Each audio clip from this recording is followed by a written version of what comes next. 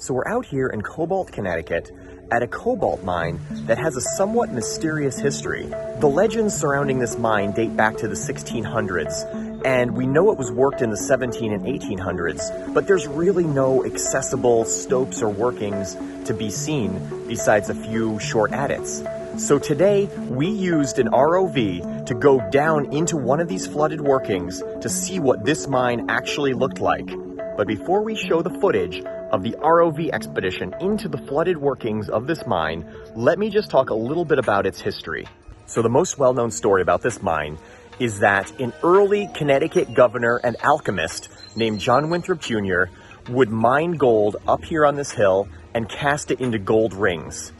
The hill just above the mine here was actually called the Governor's Gold Ring for many years. But the problem is that John Winthrop was somewhat secretive, especially when it came to the mineral wealth here in Connecticut Colony. So there really aren't any primary sources that state he actually found any gold here. There are also some interesting similarities with another story, and it comes from the colony of New Sweden. And the governor of that colony was named Johann Prince, and he was a contemporary of John Winthrop Jr. He was only about 10 years older than Winthrop. And in the 1650s, there's a story that Johann Prince was given some ore from a Native American, and that he cast this ore into rings and bracelets. So here you have another story that's contemporary with the John Winthrop story, another governor, but of the colony of New Sweden, also casting rings in the wilderness. So I feel like the story of Winthrop casting gold rings out here in the wilderness may have been somewhat embellished. And I feel like because of this similarity, the act of casting gold rings in the wilderness may have been part of kind of like the European collective imagination, and it just stuck. Similar to how the story of The Lord of the Rings has captured our imagination. So a few other factors that may have contributed to the story of Winthrop casting gold rings in the wilderness. First of all, I believe he did wear a lot of rings, so that would have been something very obvious in a Puritan colony that would make him stand apart. There is a good story where he obtained the charter for Connecticut Colony from Charles II by presenting him with a gold ring that was given to his father by Charles I. So that story of the ring being presented to the king may have factored into it. And even in his funeral poem, or Threnody, there is a line where it says, "Rich garb and rings at his feet he flings." So these rings may have had a significant meaning that's lost today, and they may not have actually been cast out here in the wilderness, but they may have been part of the lore of John Winthrop Jr. And coming back to the funeral poem, there actually are themes found in mining and alchemy at the time that kind of transcends all the different colonies. For example, in the poem, it says that he sought crystal mountains. And we have a contemporary account of a Dutch settler who thought he found a crystal mountain far in the north of the colony of New Netherland that was thought to contain gold and silver.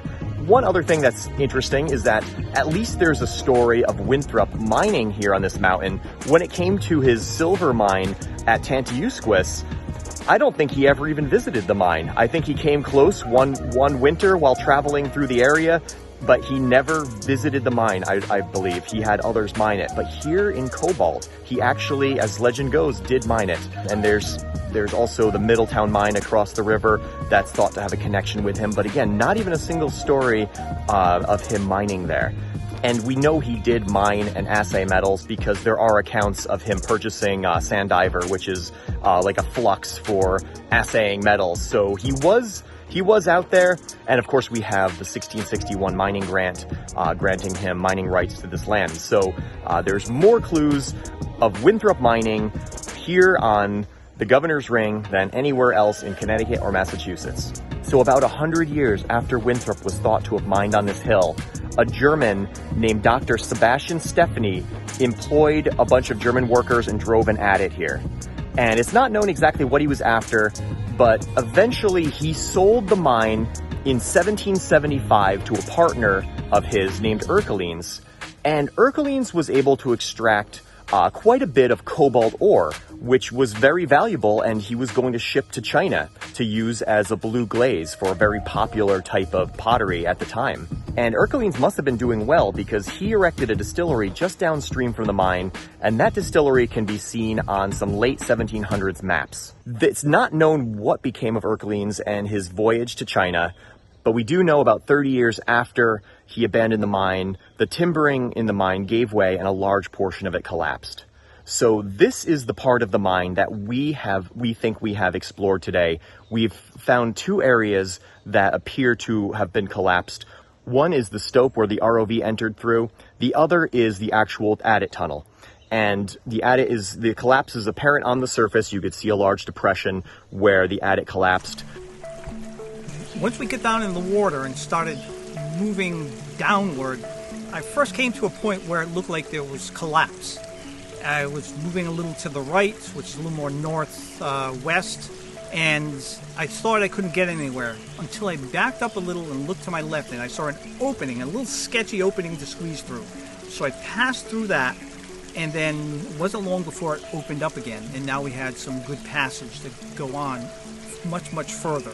So we started following that. Along the way, we saw interesting stalactites, probably from concretion of iron oxide or carbonates that are in the rock here that were dripping in that mine before it was flooded. Then I'd say maybe about 25 meters in, it seemed to open up. The width of the passage definitely increased, and the height did too. So there was a lot of space around there to explore. But unfortunately, it didn't seem to go anywhere. There were some points where there actually was a little airspace up at the top of the rock, but not much. It may have been from the fact that the water still technically hasn't reached the full height of that space. And from there, we continued on. And once again, it then started to constrict down. There's a lot of silt buildup down there. And then maybe about 51, 52 meters down, finally we came to the point where the ceiling and the silt were coming into contact with each other. I don't think we made it completely to the end because we were getting so close to the ground. We were kicking up all that silt, and visibility was down to zero, so we couldn't see any further. I tried to push a little bit, but then it became all black, so that told me probably best not to proceed.